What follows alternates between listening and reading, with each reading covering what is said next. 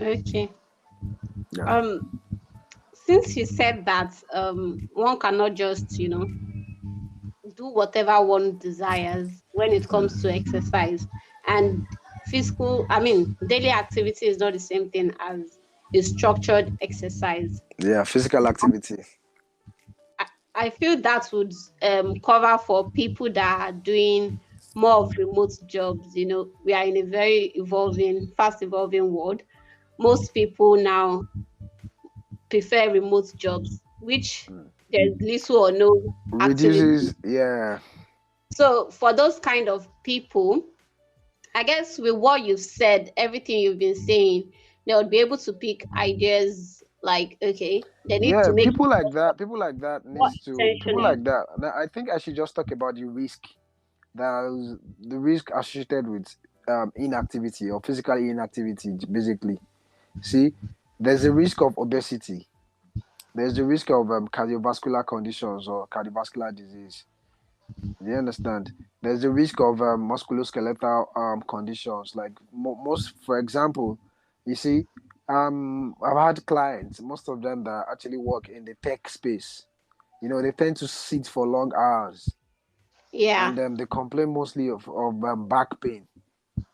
Mm-hmm. And also, some of them even realize that they're adding weight over time because they don't do any physical activity or or they do very little. So that's where being deliberate actually comes in. You see, like I said, physical activity is important, very very important.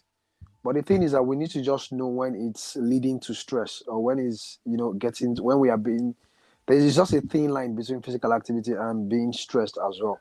So as much as it's very very important for us to be physically active, it's also very important for us to know when we are being stressed.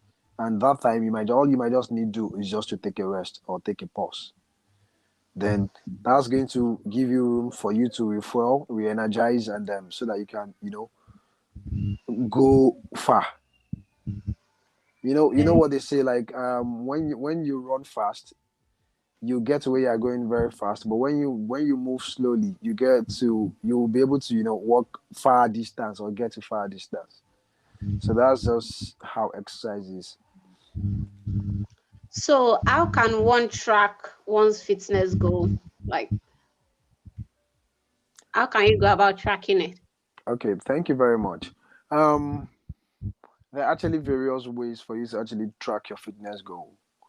Now, I've been talking about hypertension because it's something that is very common in our side and it's common with our race. And it's a silent killer. Like people have it and they don't even know. Now, one way to actually track your fitness goal is knowing all these parameters. For example, your blood pressure, even your body mass index, even your body fats. All these things can actually be measured. Do you understand? Prior to Yeah. you exercising or at every point. Do you understand? At every point that you're exercising, you can always monitor or track your improvement. For example, um, stage 2 hypertension is anything above 140 millimeter mercury of blood pressure. And probably when you start exercising, your blood pressure is always at 145/98 or thereabout. And you see, like I said, don't forget that you have like specific exercises for those conditions. But along the line, when you let's say for exercise for a month, you should be checking your blood pressure regularly and also your pulse rate, because that's why athletes they tend to have lower pulse rates than someone who doesn't exercise. Like it's almost like their heart works at a very convenient pace.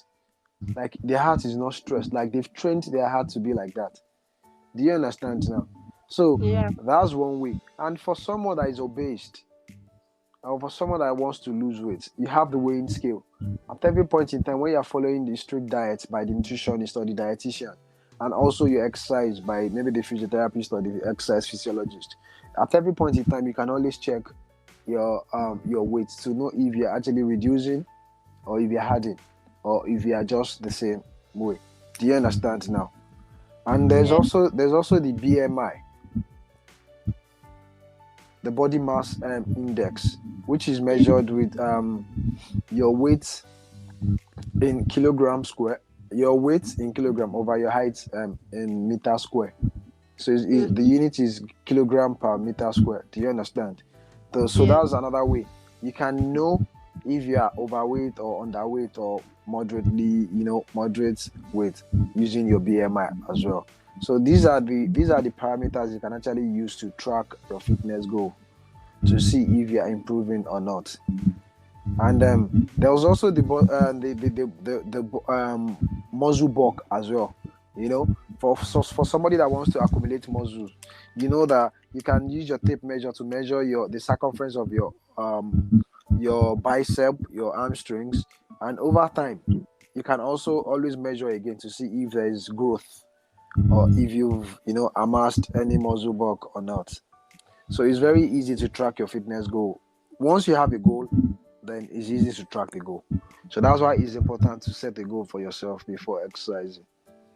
And Okay. it's very important to be involved in physical activity like from like on a daily basis. So now, how can one stay motivated, to be consistent with exercise? Okay, yeah, I think it's important for us to know why we are doing something. I think when you know why you have to do something, you already get the motivation you need from knowing why you have to do something. So I think it's always very important for people. What I tell people and what I tell my clients, friends, and colleagues is the fact that when you have an understanding of why you should do something, then you are half motivated. You will always find reason for it, and when you have a goal, you would always be motivated to actually do something. I think I would put it on all of us to actually take time to actually research on the benefit of exercise, and the effect of physical inactivity. And I believe we'll all get the motivation we need from there, because the exercise is not just for aesthetics alone. It's not just for being fit or being in shape alone.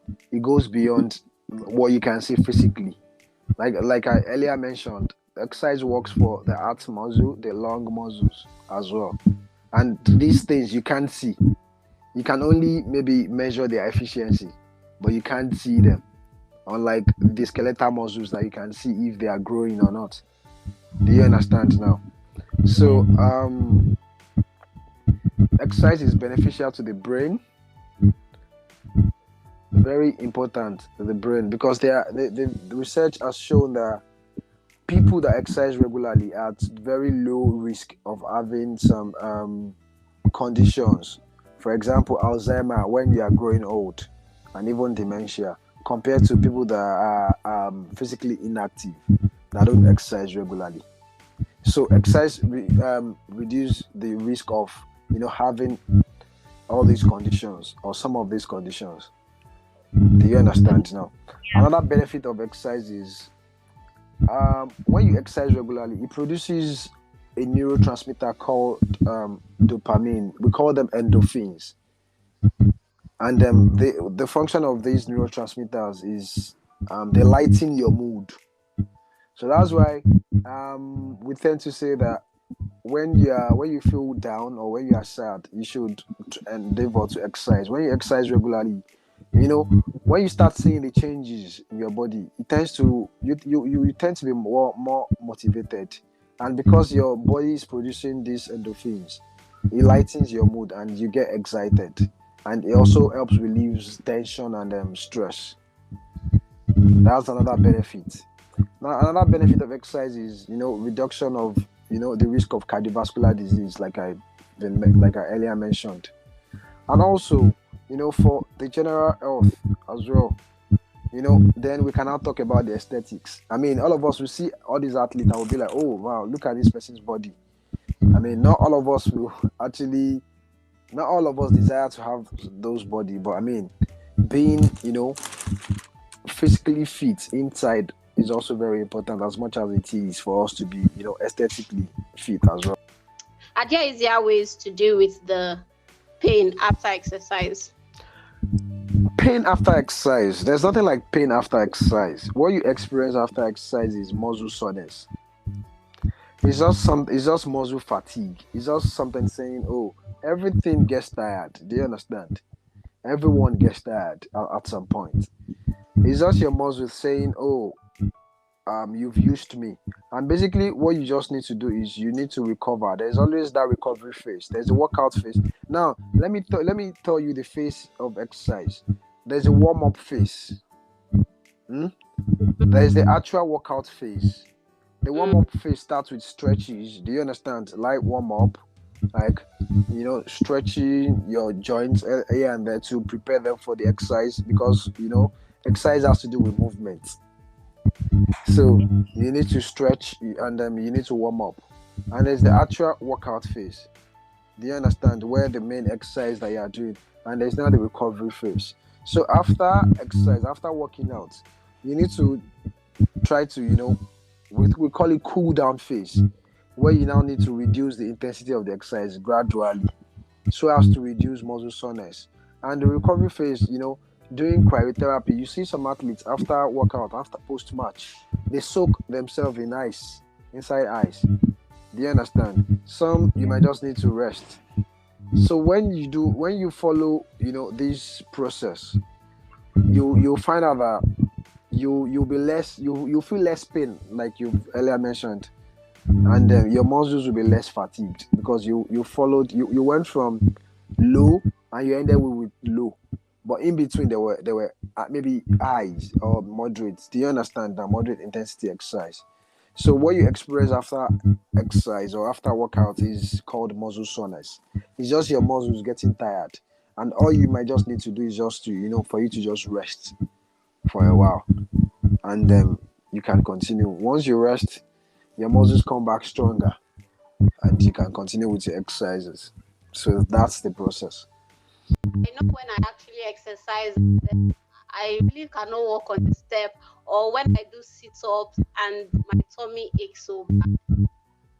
Well, that's the thing about setting a goal for yourself. Like some what you just mentioned now, like sit up is not enough for you to even build core muscles. Do you understand now? So you might have to combine the sit up with other exercises. I'm just mentioning some of the exercise. I understand.